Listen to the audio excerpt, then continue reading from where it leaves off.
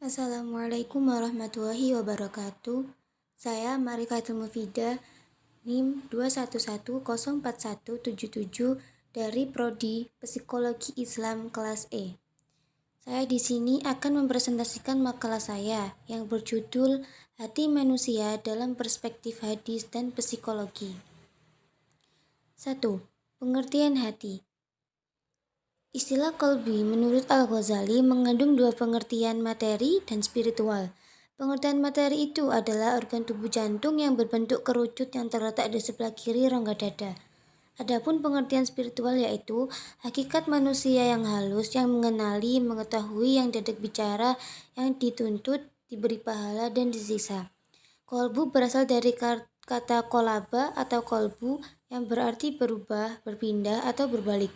Sedangkan kata kolbu itu sendiri berarti hati atau jantung.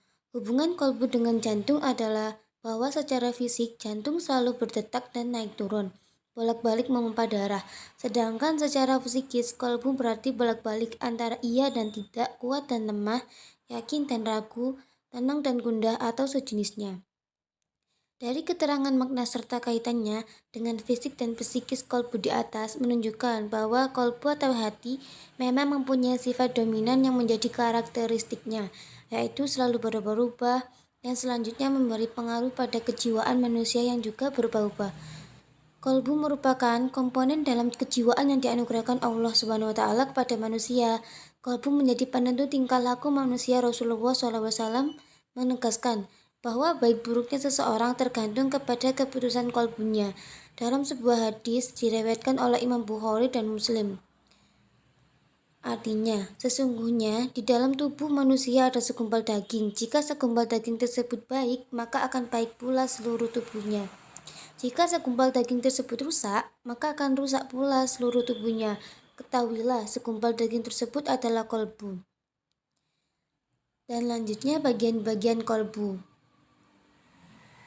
1. Kolbu yang baik yang dianggap hidup atau kolbu hayyah. Dalam kondisi ini, kolbu berada dalam keadaan sehat, bening, bersih, dan baik. Kolbu yang baik ini akan menghasilkan iman yang berupa takwa, khusyuk, taubat, sabar, dan lain-lain. 2. Kolbu yang tidak baik yang dianggap mati atau kolbul mayyitah. Dalam kondisi ini, kolbu berada dalam keadaan berpaling, sesat, buta, dan kasar. Kolbu dalam kondisi yang tidak baik ini tidak dapat menerima kebenaran. 3. Kolbu antara baik dan buruk yang dianggap antara hidup dan mati atau baina al-hayyah wal al-mayyitah. Kolbu ini tetap hidup tapi berpenyakit. Dalam kondisi ini, kolbu berada dalam kemunafikan dan keraguan-raguan. Penyakit kolbu menyebabkan manusia akan membenci hal-hal yang bermanfaat bagi diri atau nafsunya dan menyukai hal-hal yang merusak dirinya. Dan selanjutnya, fungsi kolbu. Yang utama, fungsi dari kolbu adalah sebagai alat untuk memahami realitas dan nilai-nilai. Dengan ini, kolbu diberikan fungsi untuk melihat hal-hal yang ada di sekelilingnya dengan memahami realitas yang ada, dengan tujuan untuk mencari kebenaran ayat-ayat Allah melalui alam yang diciptakannya, sehingga kolbu memiliki pandangan yang lebih tajam daripada pemandangan mata. Oleh karena itu, kolbu yang tidak bisa melihat kebenaran dikatakan kolbu yang buta. Dan yang lanjutnya, kolbu mempunyai fungsi memutuskan sesuatu atau dapat melakukan sesuatu. Dari fungsi ini, maka perbuatan yang dipertanggungjawabkan manusia kepada Tuhan adalah perbuatan yang disadari oleh kolbunya. Daya kolbu ada yang positif seperti cinta, senang, riang, percaya, tulus, dan sebagainya. Sementara daya kolbu yang negatif adalah seperti benci, sedih, ingkar, mendua, dan sebagainya.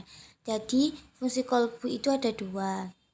Dan selanjutnya, sifat kolbu menurut Al-Quran. Sifat positif hati atau kolbu menurut Al-Quran antara lain 1. Bergetar karena iman. Jadi hati itu akan bergetar apabila diagungkan nama Allah SWT karena keimanannya. 2. Memiliki ketenangan. Ketenangan hati dapat dirasakan karena buah dari iman dan ketakwaan kepada Allah. Hati akan tenang ketika berzikir kepada Allah. Dan hati juga akan tenang ketika ia dipenuhi rasa cinta kepada Allah. 3. Kasih sayang. Kasih sayang yang diberikan Allah kepada hati manusia adalah suatu anugerah. Karena dengan adanya kasih sayang manusia bisa hidup damai, manusia bisa membina rumah tangga, dan memiliki keturunan. Dan manusia juga bisa merasakan indahnya kasih sayang Tuhan. 4. Kebaikan. Fitrah dari kolbu itu sendiri adalah kebaikan sehingga sudah seharusnya yang keluar dari hati adalah kebaikan juga. Namun terkadang ia menjadi kotor karena dosa dan maksiat yang dilakukan oleh manusia. 5.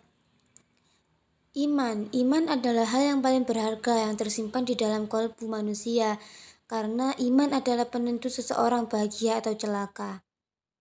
Dan sifat kolbu yang negatif atau kalbu menurut Al-Quran antara lain 1. Penyakit hati itu diantaranya ada 2, ada 7, ada 7.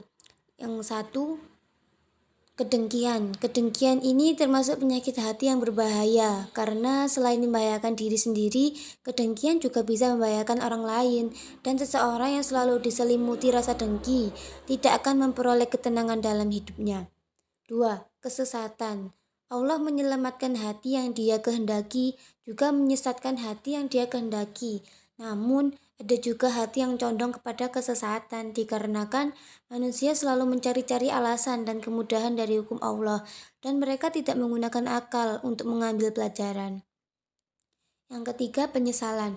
Penyesalan dalam hati bisa terjadi karena kelalaian, kurangnya ikhtiar, dan karena lemahnya keimanan kepada Allah Subhanahu wa Ta'ala. Sebab jika seseorang memiliki iman yang kuat, maka apapun yang terjadi dalam hidupnya akan selalu diterima dengan hati yang ridho.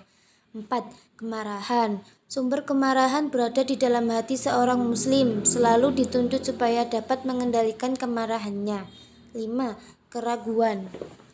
Keraguan yang terjadi di dalam hati disebabkan kurangnya pemahaman kepada ayat-ayat Allah. Yang keenam, kemunafikan. Kemunafikan adalah penyakit hati berbahaya karena perkataan, perilaku, dan pengakuannya selalu bertentangan dengan hatinya. Orang yang dalam hatinya terkandung kemunafikan akan sulit menepati janjinya, sulit untuk berkata jujur, dan sulit untuk menjaga amanah orang lain. Yang ketujuh, kesombongan. Orang yang sombong akan memandang rendah semua yang ada di sekelilingnya. Orang yang sombong juga akan menolak kebenaran yang ada di hadapannya. Bahkan Rasulullah pernah bersabda dalam hadisnya. Adapun kesimpulan dari materi ini, secara spiritualitas, hati adalah sesuatu yang terdapat iman di sana yang Allah hiasi dengan keindahan pengetahuannya, yang didasari dengan fitrah dasarnya dengan roh yang selalu mengumandangkan keesaan Allah. Kolbu yang di dalamnya ada iman akan mendorong manusia untuk berbuat baik dengan tujuan mendapatkan ridha Allah. Dan kolbu yang di dalamnya ada ilmu akan mendorong perilaku manusia supaya berperilaku sesuai dengan aturan agama. Sementara kolbu yang di dalamnya tidak ada iman dan ilmu akan tersesat, tidak tahu arah dan tujuan, sehingga ia terjebak dalam gelimang dosa dan maksiat yang membuatnya jauh dari agama.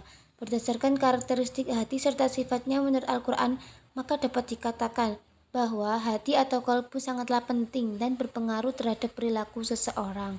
Terima kasih.